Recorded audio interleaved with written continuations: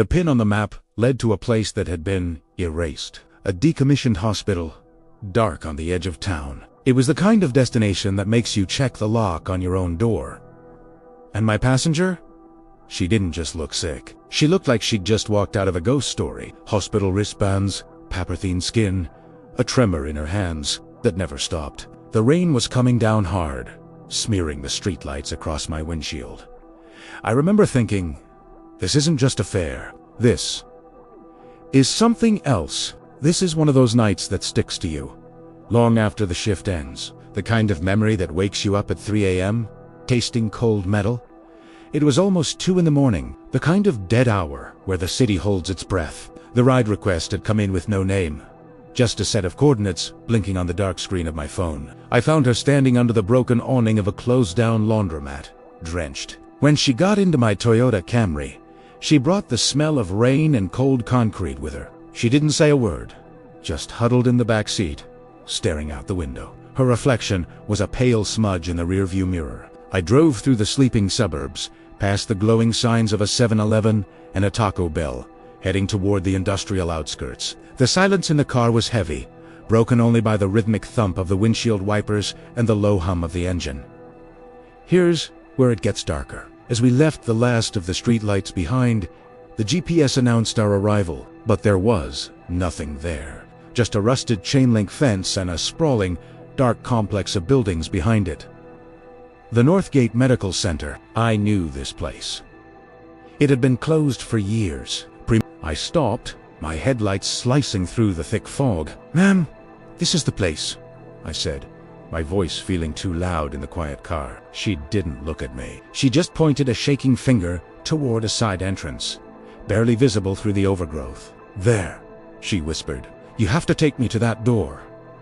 I told her the hospital was abandoned, that there was no way in, and that's when she said the words that made my blood run cold. "They lock it from the inside." I should have ended the ride right there. I should have told her to get out or driven straight to the nearest police station. But something in her voice, a kind of hollow desperation, kept Metere. I drove the car slowly along the fence line until we reached the service entrance Sheedy pointed to. It was a heavy steel door, and just as I'd expected, it was wrapped in a thick, rusty chain, held together by a massive padlock. It was clearly locked from the outside. "See? It's chained shut," I said, trying to keep my own unease from my voice. She shook her head, her eyes still fixed on the door. "No," she insisted, her voice trembling. "They lock it from the inside. Please, just for 5 minutes. I just need you to open it for 5 minutes." The moral dilemma hit me like a physical blow. Leave this terrified woman in the middle of nowhere, or walk into the heart of something I knew was wrong. This is where I almost turned the car around. The rain was pounding on the roof now. My phone had lost its signal. I was alone, miles from anywhere, with a passenger who was making less and less sense. "Why can't you open it?" I asked. She finally turned her head slightly, her face hidden in shadow. "My hands," she breathed. "They're not strong enough." Against all my better judgment, I made a decision I still question in the quiet hours of the night. I put the car in park, killed the engine, and the world went silent except for the storm. "I'll go look," I said, "but I'm not leaving my car unlocked." I grabbed my heavy maglite from the glove compartment. Its weight a small comfort. The moment my feet hit the wet asphalt, the air felt colder, heavier. I walked toward the chain door, the beam of my flashlight cutting through the rain. The padlock was old and rusted, but it was definitely locked from the outside, just as I'd seen.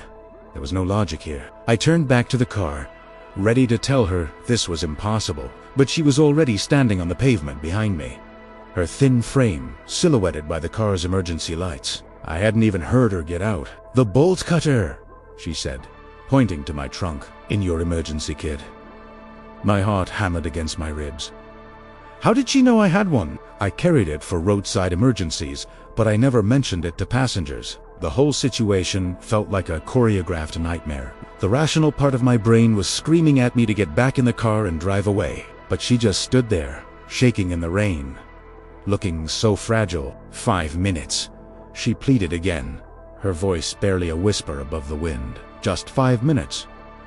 The words echoed in the empty space between us. It was a countdown, a promise, a threat. I just went for it, feeling tired. I opened the trunk, grabbed the bolt cutters, and the chain snapped with a sickening metallic crunch. The links fell to the ground with a clang that echoed into the dark hospital grounds. The heavy door swung inward with a low groan, revealing a pitch-black hallway. A wave of stale, medicinal air washed over me. The passenger didn't thank me. She just slipped past me into the darkness and was gone. I stood there, rain dripping down my neck, the bolt cutters heavy in my hand. 5 minutes. I started counting in my head. 1, 2. The silence from inside the hospital was absolute. 3, 4. Then, I heard it. A sound from deep within the building. Not her footsteps. Something else. A slow, heavy, scraping sound. The sound of something being dragged across a concrete floor. My 5 minutes were long up. The scraping sound had stopped, but the silence that followed was worse. I called her name into the darkness. No answer. I pointed my flashlight into the hallway. The beam revealed peeling paint. A gurney turned on its side, and a trail of wet footprints leading away into the black. I shouldn't have done it. I know I shouldn't have, but I took one step inside. The air was thick with the smell of dust and decay. The emergency lights flickered overhead, casting long, distorted shadows down the corridor. Her footprints stopped at a door a few yards down. The door was slightly ajar. I pushed it open. The room was an old patient room, stripped bare except for a metal bed frame in the center. And on the floor next to it, I saw something that made me forget how to breathe. It was a single, fresh white flower, lying next to a small, framed photograph, face down. I reached down, my hand shaking, and I touched it. I turned the photo over. It was a picture of the woman from my car, smiling, healthy, standing next to a man in a doctor's coat. And behind them was the exact same room I was standing in. I ran. I didn't wait. I didn't look back. I scrambled into my car, fumbling with the keys, my heart trying to beat its way out of my chest. I slammed the car into drive and peeled away from that hospital, the tires screaming on the wet asphalt. I drove 4 miles, not looking in my rearview mirror, not even thinking, just trying to put as much distance as possible between me and that place. It wasn't until I hit the lights of the interstate that I finally allowed myself to breathe. I pulled over onto the shoulder, my whole body shaking. The ride was over. She was gone. But as my breathing started to slow, I noticed something on the back seat, right where she had been sitting.